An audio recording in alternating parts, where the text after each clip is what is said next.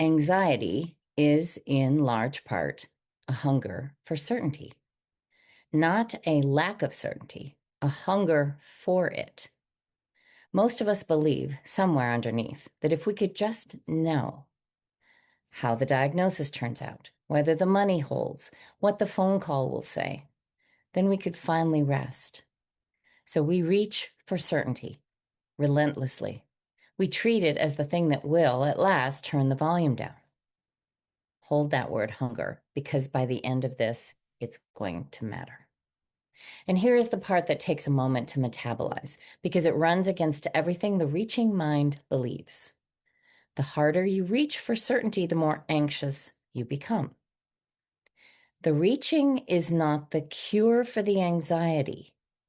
The reaching is the anxiety.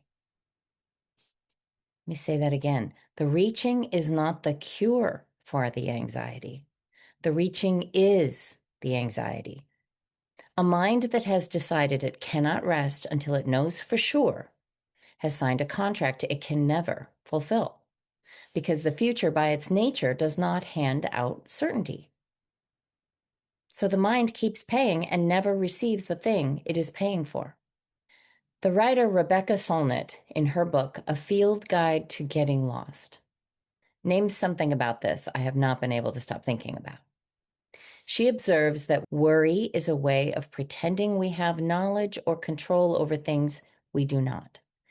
And that what surprises her, even in herself, is how readily we prefer a grim, ugly, imagined scenario to the pure unknown. Sit with that, because it explains a behavior you have almost certainly performed this week. When the future is uncertain, the anxious mind does not sit quietly in the not knowing. It builds a disaster.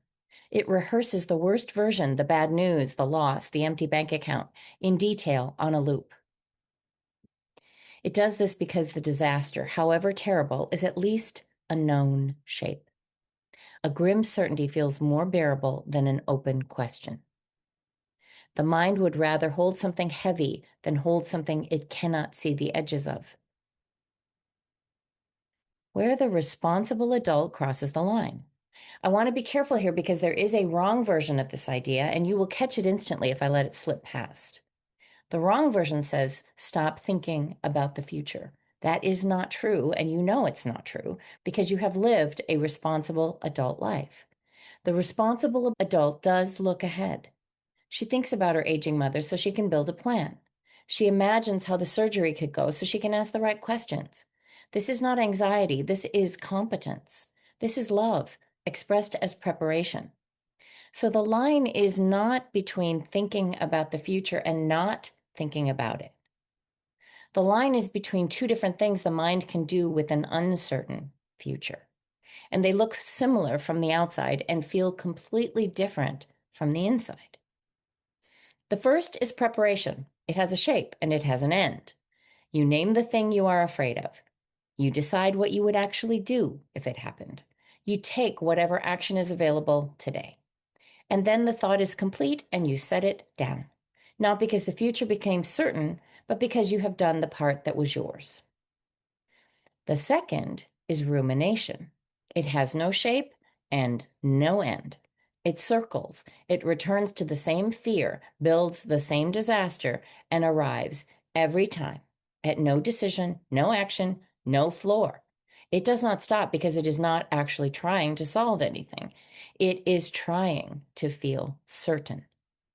And that feeling never comes. Here's the test. When you notice your mind working the future, ask, has this thought reached a decision or is it circling? If you have named a fear, identified what you would do, and taken or scheduled the action available, that thought is complete. You are allowed to set it down.